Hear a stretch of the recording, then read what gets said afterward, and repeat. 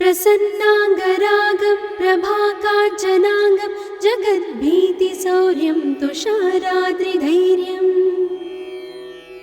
तृणीभूतहेतिं रणोद्यद्विभूतिं भजे वायुपुत्रं पवित्राप्तमित्रम्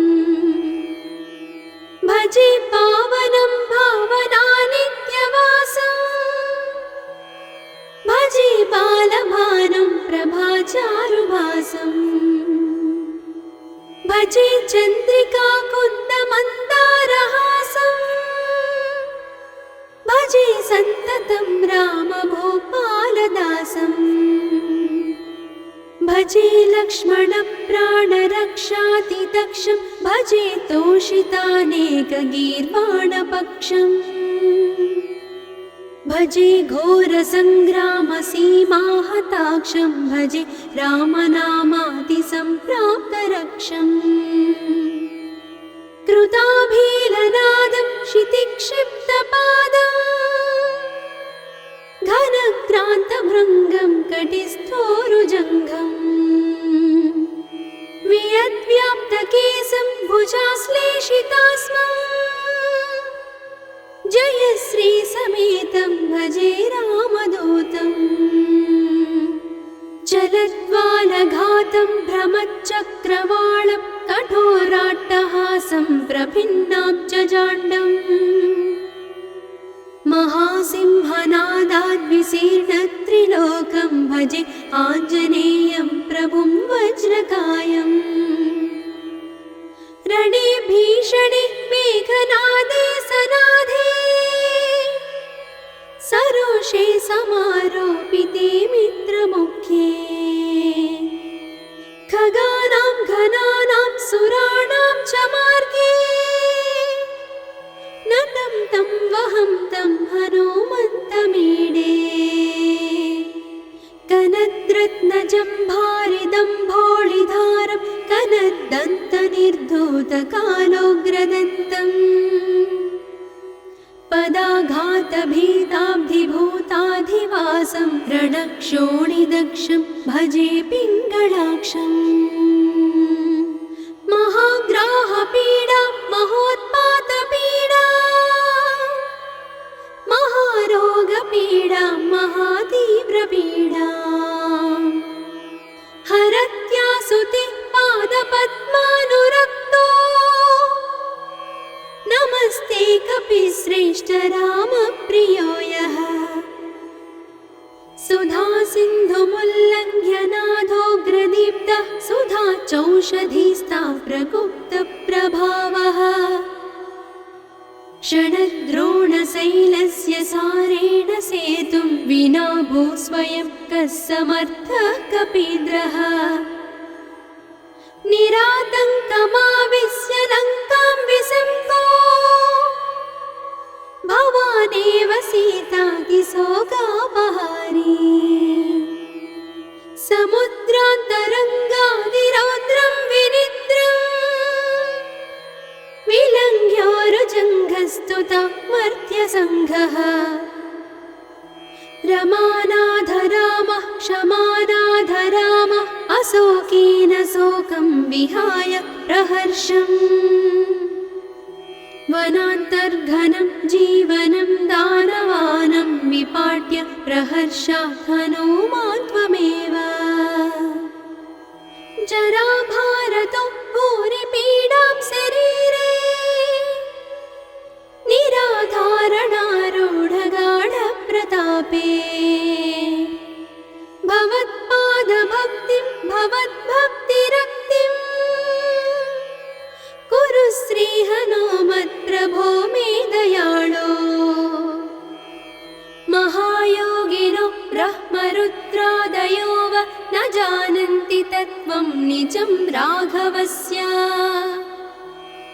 कथं ज्ञायते मातृसे नित्यमेव प्रसीद प्रभो वानरेन्द्रो नमस्ते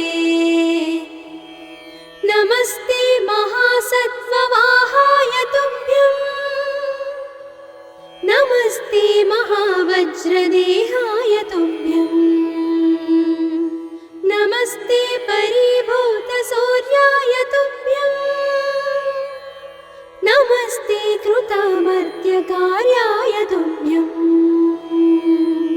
नमस्ते सदा ब्रह्मचर्याय तुभ्यं नमस्ते सदा वायुपुत्राय तुभ्यम् नमस्ते सदा पिङ्गळाक्षाय तुभ्यं नमस्ते सदा रामभक्ताय तुभ्यम् हनुमद्भुजङ्गप्रयातं प्रभाते प्रदोषेऽपि वाचार्थरात्रेऽपि मर्त्यः पठन्नस्नतोऽपि प्रमुक्ताघजालः सदा सर्वदा रामभक्तिं प्रयाति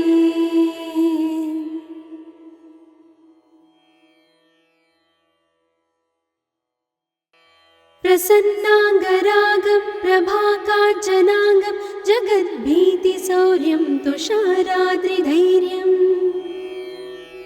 तृणीभूतहेतिं रणोद्यद्विभूतिं भजे वायुपुत्रं पवित्राप्तमित्रम् भजे पावनं भावनानित्यवासम् भजे बालभानुं प्रभाचारुभासम् भजे चन्द्रिकाकुन्दमन्दारहासम् भजे सन्ततं रामभूपालदासम्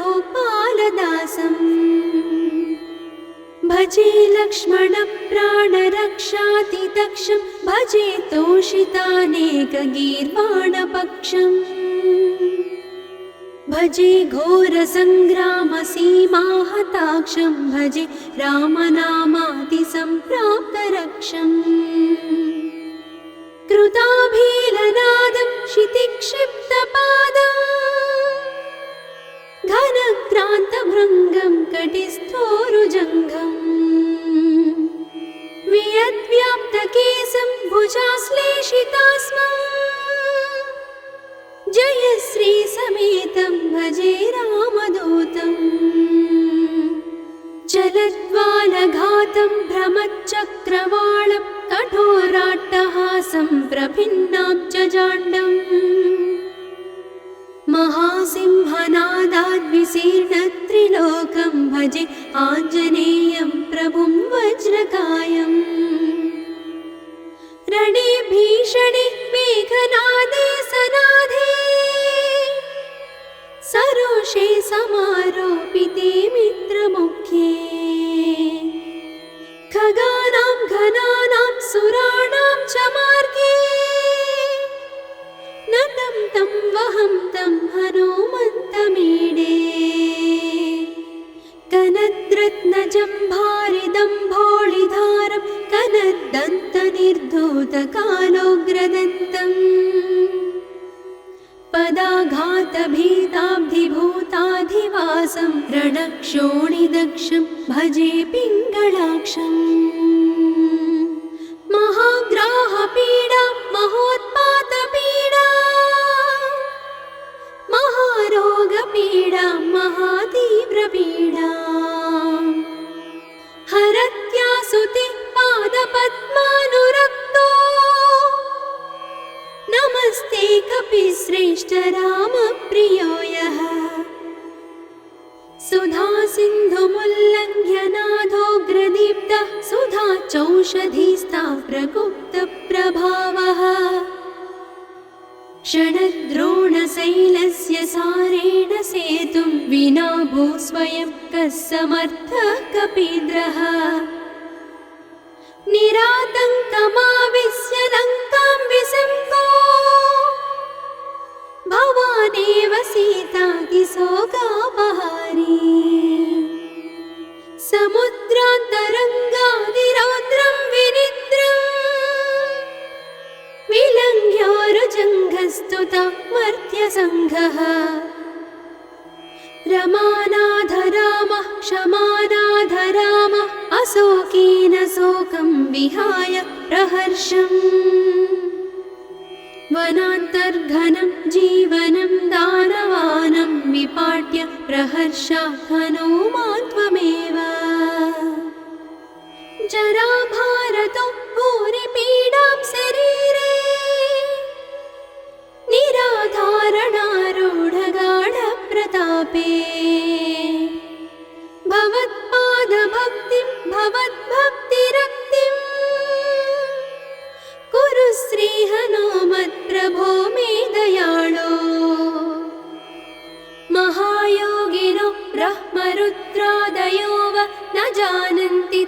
तत्त्वं निजं राघवस्य कथं ज्ञायते मातृसे नित्यमेव प्रसीद प्रभो वानरेन्द्रो नमस्ते नमस्ते महासत्त्ववाहाय तुभ्यं नमस्ते महावज्रदेहाय तुभ्यं नमस्ते परिभूतसूर्याय तुभ्यं नमस्ते कृतामर्त्यकार्याय तुभ्यं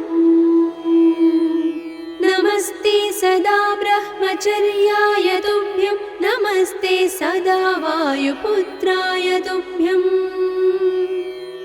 नमस्ते सदा पिङ्गळाक्षाय तुभ्यं नमस्ते सदा रामभक्ताय तुभ्यं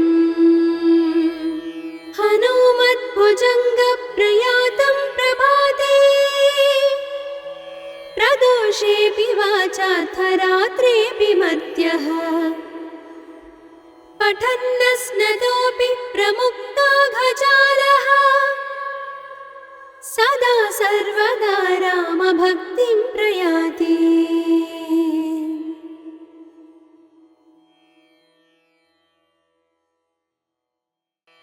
प्रसन्नाङ्गरागं प्रभाकाञ्चनाङ्गं जगद्भीतिशौर्यं तुषाराद्रिधैर्यं तृणीभूतहेतिं रणोद्यद्विभूतिं भजे वायुपुत्रं पवित्राप्तमित्रम् भजे पावनं भावनानित्यवासं भजे बालभानुं प्रभाचारुभासं भजे चन्द्रिकाकुन्दमन्दारहासं भजे सन्ततं रामभूपालदासं भजे लक्ष्मणप्राणरक्षातिदक्षं भजे तोषितानेकगीर्वाणपक्षम् भजे घोरसङ्ग्रामसीमाहताक्षं भजे रामनामातिसम्प्राप्तरक्षम् कृताभीलनादं क्षितिक्षिप्तपादं घनक्रान्तभृङ्गं कटिस्थोरुजङ्घम् वियद्व्याप्तकेशं भुजाश्लेषितास्मं जयश्रीसमेतं भजे रामदूतं चलद्वालघातं भ्रमच्चक्रवालं कठोराट्टहासं प्रभिन्नाब्जजाण्डम् महासिंहनादाद्विशीर्णत्रिलोकं भजे आञ्जनेयं प्रभुं वज्रकायम् रणे भीषणे मेघनादे सनादे सरोषे समारोपिते मित्रमुख्ये खगानां घनानां सुराणां च मार्गे नतं तं वहं तं हनुमन्तमीडे कनद्रत्नजम्भारिदम्भोळिधारं कनद्दन्तनिर्धूतकालोग्रदन्तम् पदाघातभीताब्धिभूताधिवासं रणक्षोणिदक्षं भजे पिङ्गळाक्षम् महाग्राहपीडा महोत्पातपीडा महारोगपीडा महातीव्रपीडा हरत्यासुते पादपद्मानुरक्तो नमस्ते कपिश्रेष्ठ रामप्रियो यः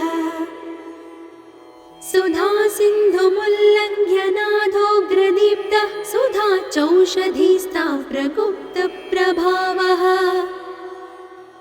षडद्रोणशैलस्य सारेण सेतुं विना भूस्वयं कः समर्थः कपीन्द्रः निरातङ्कमाविश्य लङ्कां विसङ्गो भवानेव सीतातिशोकापहारी समुद्रान्तरङ्गादिरौद्रं विनिद्रम् प्रस्तुता मर्त्यसङ्घः रमानाथ रामः क्षमानाथ रामः अशोकेन शोकं विहाय प्रहर्षम् वनान्तर्घनं जीवनं दानवानं विपाट्य प्रहर्षात् हनूमान् त्वमेव जराभारतो भूरिपीडां शरीरे निराधारणारूढगाढप्रतापे भवत्पादभक्तिं भवद्भक्तिरक्तिं कुरु श्रीहनुमत्प्रभो मे दयाळो महायोगिनो ब्रह्मरुद्रादयो वा न जानन्ति तत्त्वं निजं राघवस्य कथं ज्ञायते मातृसे नित्यमेव प्रसीद प्रभो वानरेन्द्रो नमस्ते नमस्ते महासत्त्ववाहाय तुभ्यं नमस्ते महावज्रदेहाय तुभ्यं नमस्ते परिभूतसूर्याय तुभ्यं नमस्ते कृतामर्त्यकार्याय तुभ्यं नमस्ते सदा ब्रह्मचर्याय तुभ्यं नमस्ते सदा वायुपुत्राय तुभ्यं नमस्ते सदा पिङ्गळाक्षाय तुभ्यं नमस्ते सदा रामभक्ताय तुभ्यं हनुमद्भुजङ्गप्रयातं प्रभाते प्रदोषेऽपि वाचार्थरात्रेऽपि मर्त्यः पठन्नस्नतोऽपि प्रमुक्ताघजालः सदा सर्वदा रामभक्तिं प्रयाति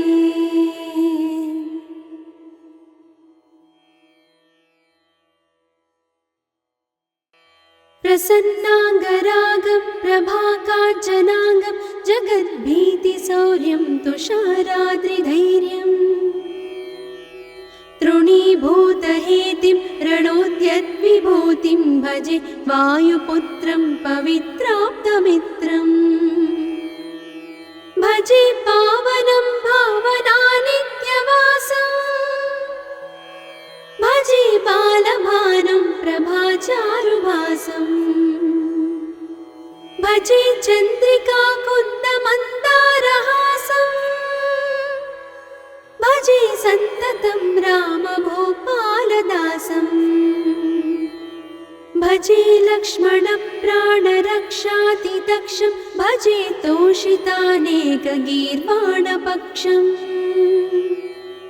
भजे घोरसङ्ग्रामसीमाहताक्षं भजे रामनामातिसम्प्राप्तरक्षम्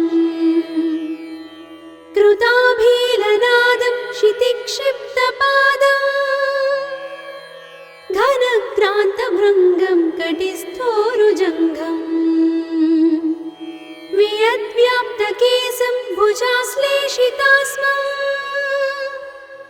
जयश्रीसमेतं भजे रामदूतं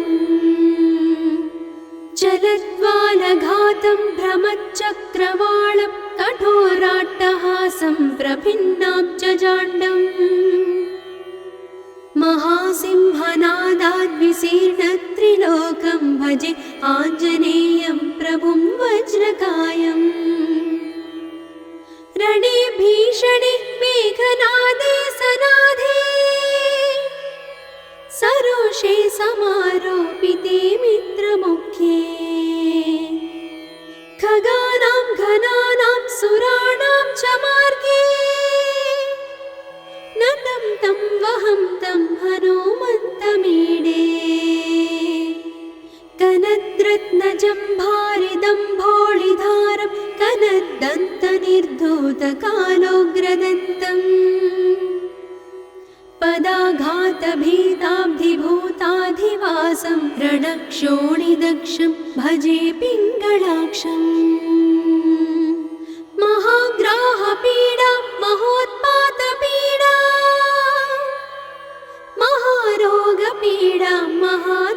समुद्रपीडाम् हरत्यासुते पादपद्मानुरक्तो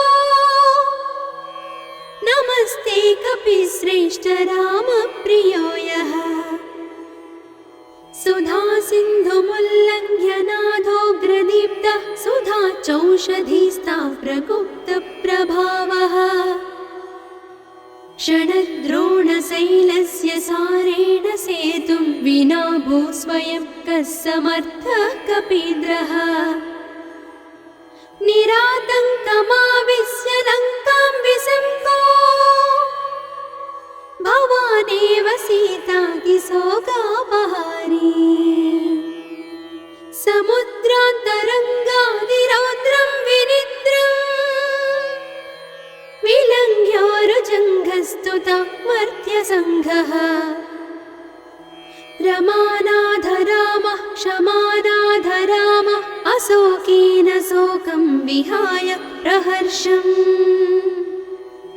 वनान्तर्घनं जीवनं दानवानं विपाट्य प्रहर्षात् हनूमान् त्वमेव जराभारतो भूरिपीडां शरीरे निराधारणारूढगाढप्रतापे भवत्पादभक्तिं भवद्भक्तिरक्तिं कुरु श्रीहनुमत्प्रभो मे दयाळो महायोगिनो ब्रह्मरुद्रादयो वा न जानन्ति तत्त्वं निजं राघवस्य कथं ज्ञायते मातृसे नित्यमेव प्रसीद प्रभो वानरेन्द्रो नमस्ते नमस्ते महासत्त्ववाहाय तुभ्यं नमस्ते महावज्रदेहाय तुभ्यं नमस्ते परिभूतसूर्याय तुभ्यं नमस्ते कृतामर्त्यकार्याय तुभ्यं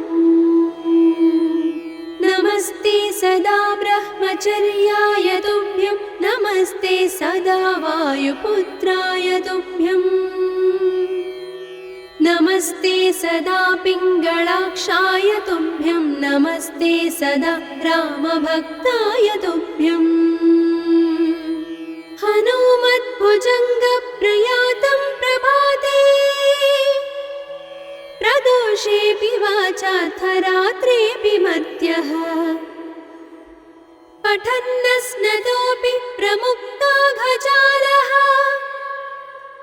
सदा सर्वदा रामभक्तिं प्रयाति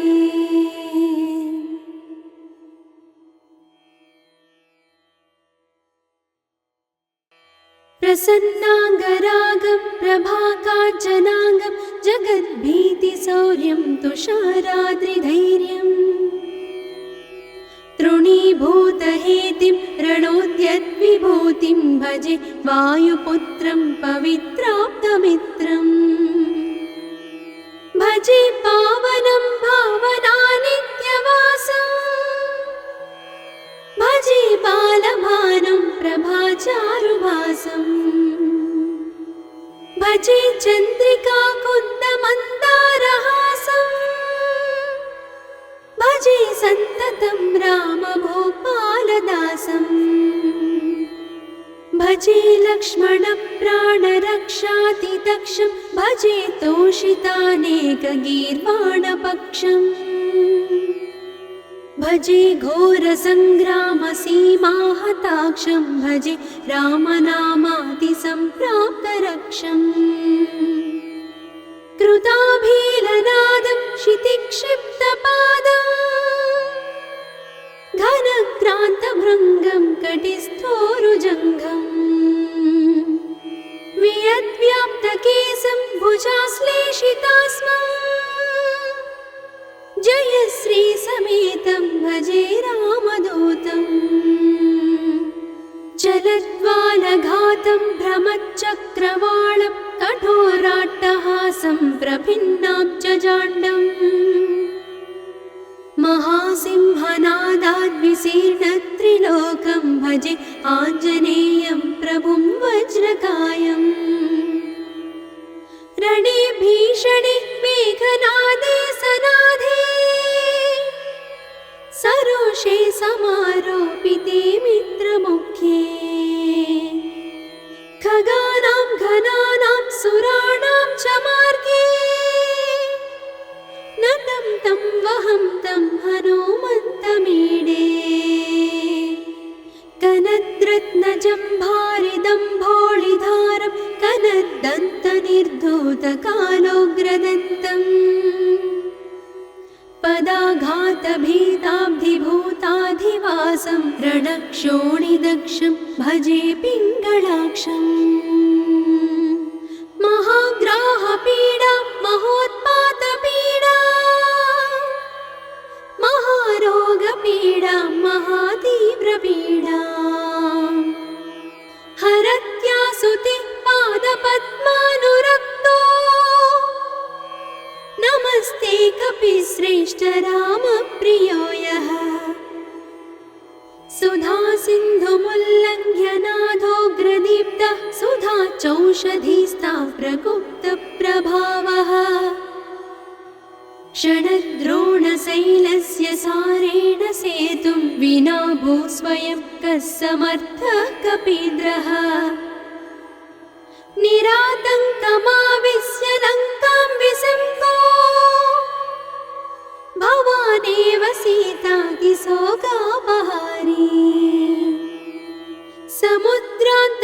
समुद्रान्तरङ्गादिरौद्रं विनिद्रम्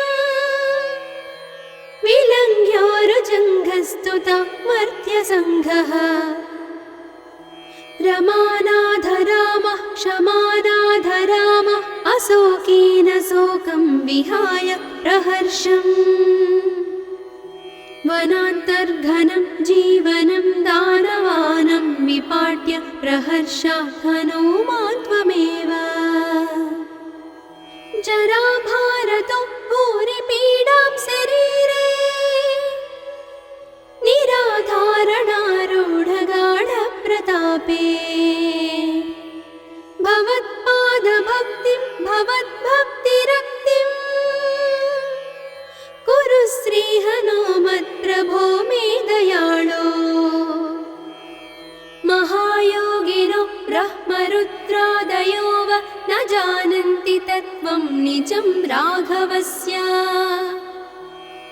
कथं ज्ञायते मातृसे नित्यमेव प्रसीद प्रभो वानरेन्द्रो नमस्ते नमस्ते महासत्त्ववाहाय तुभ्यं नमस्ते महावज्रदेहाय तुभ्यं नमस्ते परिभूतसूर्याय तुभ्यं नमस्ते कृतामर्त्यकार्याय तुभ्यं नमस्ते सदा ब्रह्मचर्याय तुभ्यं नमस्ते सदा वायुपुत्राय तुभ्यं नमस्ते सदा पिङ्गळाक्षाय तुभ्यं नमस्ते सदा रामभक्ताय तुभ्यं हनुमद्भुजङ्गप्रयातं प्रभाते प्रदोषेऽपि वाचार्थरात्रेऽपि मर्त्यः पठन्नस्नतोऽपि प्रमुक्ताघजालः सदा सर्वदा रामभक्तिं प्रयाति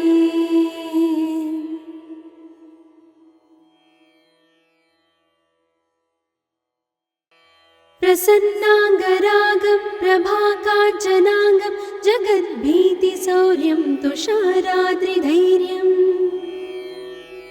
तृणीभूतहेतिं रणोद्यद्विभूतिं भजे वायुपुत्रं पवित्राप्तमित्रम् भजे पावनं भावनानित्यवासं भजे बालभानुं प्रभाचारुभासं भजे चन्द्रिकाकुन्दमन्दारहासं भजे सन्ततं रामभूपालदासम् भजे लक्ष्मणप्राणरक्षातिदक्षं भजे तोषितानेकगीर्वाणपक्षम् भजे घोरसङ्ग्रामसीमाहताक्षं भजे रामनामातिसम्प्राप्तरक्षम् कृताभीलनादं क्षितिक्षिप्तपादम् घनक्रान्तभृङ्गं कटिस्थोरुजङ्घम् वियद्व्याप्तकेशं भुजाश्लेषितास्मम् जयश्रीसमेतं भजे रामदूतम् चलद्वालघातं भ्रमच्चक्रवालं कठोराट्टहासं प्रभिन्नाब्जजाण्डम् महासिंहनादाद्विशीर्णत्रिलोकं भजे आञ्जनेयं प्रभुं वज्रकायम् रणे भीषणे मेघनादे सनादे सरोषे समारोपिते मित्रमुख्ये खगानां घनानां सुराणां च मार्गे नतं तं वहं तं हनुमन्तमीडे कनद्रत्नजम्भारिदम्भोळिधारं कनद्दन्तनिर्धूतकालोग्रदन्तम् पदाघातभीताब्धिभूताधिवासं रणक्षोणिदक्षं भजे पिङ्गळाक्षम् महाग्राहपीडा महोत्पातपीडा महारोगपीडा महातीव्रपीडा हरत्यासुते पादपद्मानुरक्तो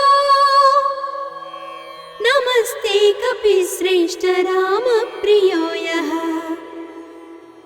सुधा सिन्धुमुल्लङ्घ्य नाथोग्रदीप्तः सुधा चौषधीस्ता प्रगुप्तप्रभावः षडद्रोणशैलस्य सारेण सेतुं विना भूस्वयं कः समर्थः कपीन्द्रः निरातङ्कमाविश्य लङ्कां विसङ्गो भवानेव सीतातिशोकापहारी समुद्रान्तरङ्गादिरौद्रं विनिद्रम् विलङ्घ्योरुजङ्घस्तुता मर्त्यसङ्घः रमानाथ रामः क्षमानाथ रामः अशोकेन शोकं विहाय प्रहर्षम् वनान्तर्घनं जीवनं दानवानं विपाट्य प्रहर्षात् हनुमान् त्वमेव जराभारतो भूरिपीडां शरीरे निराधारणारूढगाढप्रतापे भवत्पादभक्तिं भवद्भक्तिरक्तिं कुरु श्रीहनुमत्प्रभो मे दयाळो महायोगिनो ब्रह्मरुद्रादयो वा न जानन्ति तत्त्वं निजं राघवस्य कथं ज्ञायते मातृसे नित्यमेव प्रसीद प्रभो वानरेन्द्रो नमस्ते नमस्ते महासत्त्ववाहाय तुभ्यं नमस्ते महावज्रदेहाय तुभ्यं नमस्ते परिभूतसूर्याय तुभ्यं नमस्ते कृतामर्त्यकार्याय तुभ्यं नमस्ते सदा ब्रह्मचर्याय तुभ्यं नमस्ते सदा वायुपुत्राय तुभ्यं नमस्ते सदा पिङ्गळाक्षाय तुभ्यं नमस्ते सदा रामभक्ताय तुभ्यं हनुमद्भुजङ्गप्रयातं प्रभाते प्रदोषेऽपि वाचार्थरात्रेऽपि मर्त्यः पठन्नस्नतोऽपि प्रमुक्ताघजालः सदा सर्वदा रामभक्तिं प्रयाति।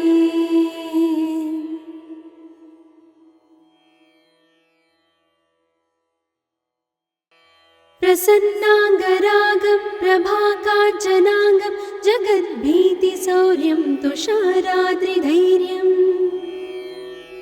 तृणीभूतहेतिं रणोद्यद्विभूतिं भजे वायुपुत्रं पवित्राप्तमित्रम् भजे पावनं भावनानित्यवासम् भजे बालभानुं प्रभाचारुभासम् भजे चन्द्रिकाकुन्दमन्दारहासम् भजे सन्ततं रामभूपालदासम्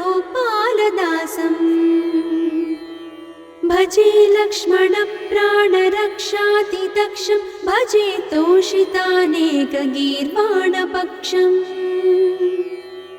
भजे घोरसङ्ग्रामसीमाहताक्षं भजे रामनामातिसम्प्राप्तरक्षम्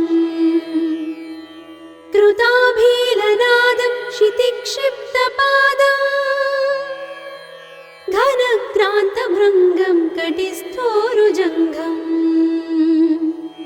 वियद्व्याप्तकेशं भुजाश्लेषितास्मम् जयश्रीसमेतं भजे रामदूतम् चलद्वालघातं भ्रमच्चक्रवालं कठोराट्टहासं प्रभिन्नाब्जजाण्डम् महासिंहनादाद्विशीर्णत्रिलोकं भजे आञ्जनेयं प्रभुं वज्रकायम् रणे भीषणे मेघनादे सनाधे सरोषे समारोपिते मित्रमुख्ये खगानां घनानां सुराणां च मार्गे नतं तं वहं तं हनुमन्तमीडे कनद्रत्नजम्भारिदम्भोळिधारं कनद्दन्तनिर्धूतकालोग्रदन्तम् पदाघातभीताब्धिभूताधिवासं रणक्षोणिदक्षं भजे पिङ्गळाक्षम् महाग्राहपीडा महोत्पातपीडा महारोगपीडा महातीव्रपीडा हरत्यासुते पादपद्मानुरक्तो नमस्ते कपिश्रेष्ठ रामप्रियो यः सुधा सिन्धुमुल्लङ्घ्य नाथोग्रदीप्तः सुधा चौषधीस्ता प्रगुप्तप्रभावः षडद्रोणशैलस्य सारेण सेतुं विना भूस्वयं कः समर्थः कपीन्द्रः निरातङ्कमाविश्य लङ्कां विसम्पो भवानेव सीतातिशोकापहारी समुद्रान्तरङ्गादिरौद्रं विनिद्रम् विलङ्घ्योरुजङ्घस्तुता मर्त्यसङ्घः रमानाथ रामः क्षमानाथ रामः अशोकेन शोकं विहाय प्रहर्षम् वनान्तर्घनं जीवनं दानवानं विपाट्य प्रहर्षात् हनूमान् त्वमेव जराभारतो भूरिपीडां शरीरे निराधारणारूढगाढप्रतापे भवत्पादभक्तिं भवद्भक्तिरक्तिं कुरु श्रीहनुमत्प्रभो मे दयाळो महायोगिनो ब्रह्मरुद्रादयो वा न जानन्ति तत्त्वं निजं राघवस्य